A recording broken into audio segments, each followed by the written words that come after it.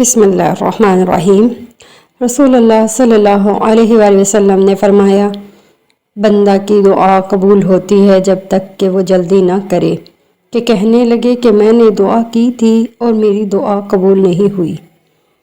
اسی طرح ایک اور حدیث سے مبارک ہے، رسول کریم صلی اللہ علیہ وآلہ وسلم نے فرمایا، تم میں سے کوئی شخص اس طرح نہ کہے کہ یا اللہ اگر تو چاہے مجھے معاف کر دے، میری مغفرت کر دے، بلکہ یقین کے ساتھ دعا کرے کیونکہ اللہ پر کوئی زبردستی کرنے والا نہیں ہے۔ اسی طرح ایک اور حدیث ہے کہ میری والدہ ام سلیم رضی اللہ عنہا نے کہا کہ یا رسول اللہ صلی اللہ علیہ وآلہ وسلم، انس رضی اللہ عنہ آپ کا خادم ہے، اس کے لیے دعا فرما دیں۔ حضرت صلی اللہ علیہ وآلہ وسلم نے دعا کی کہ اے اللہ اس کے مال و اولاد کو زیادہ کر اور جو کچھ تو نے اسے دیا ہے اس میں برکت عطا فرما۔ دعا کے بارے میں حدیث سے کریم ہے کہ